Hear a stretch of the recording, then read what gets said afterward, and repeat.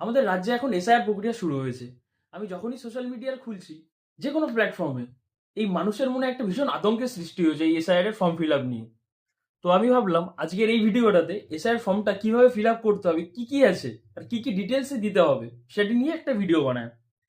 তো আমার হাতে রয়েছে এই ফর্মটা, যেটা হয়তো আপনাদের অনেকের বাড়িতে, আপনাদের এলাকার যে বিএলও আছে সে গিয়ে পৌঁছে দিয়েছে। যদি পৌঁছে নাও দিয়ে থাকে, খুব শীঘ্রই আপনার বাড়িতে পৌঁছে যাবে।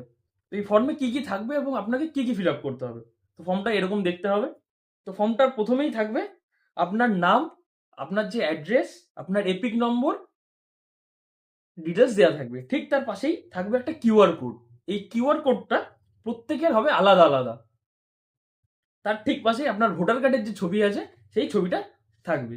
সেই ছবির পাশেই একটা বক্স দেওয়া থাকবে, যেখানে আপনাকে আপনার রিসেন্ট একটা ছবি দিতে হবে। এটা হয়ে গেল উপরের পার্ট। তারপরেই আসছে নিচে। এখানে থেকে আপনাকে ফর্ম ফিল আপটা করা স্টার্ট করতে হবে।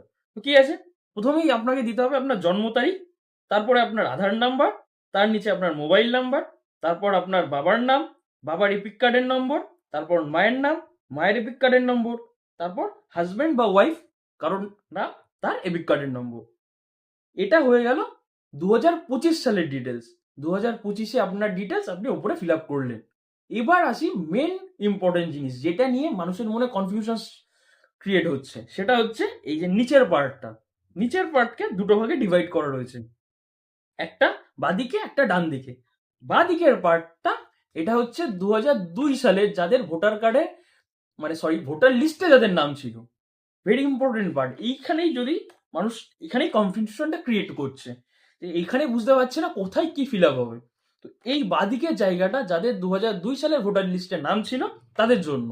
তো এখানে কি কি ফলো করতে হবে না, আপনার যদি 2002 সালের ভোটার লিস্টে নাম থেকে থাকে, তো আপনার নাম লিখবেন, আপনার এপিক নাম্বার লিখবেন, ঠিক তার নিচে আপনার বাবা অথবা মায়ের নাম, তার নিচে তার সাথে যা সম্পর্ক, তার নিচে জেলা, তার রাজ্যের নাম, আর বিধানসভার নাম।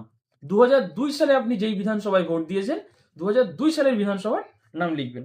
তার নিচে থাকবে বিধানসভার নাম্বার, তার অংশের নাম্বার আর কমিটি নাম্বার। এটা হয়ে গেল।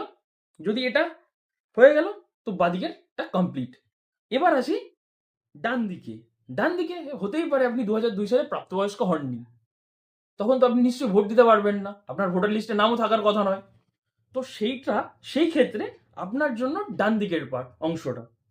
তো সেই ক্ষেত্রে আপনি বাদিকের অংশে কিচ্ছু ফিল আপ করবেন না, আপনি তখন ফিল আপ করবেন এই ডান দিকের অংশটা। ডান দিকের অংশে কি ফিল আপ করতে হবে, নাম দেয়া রয়েছে। নাম মানে আপনার নাম নয়, কিন্তু নাম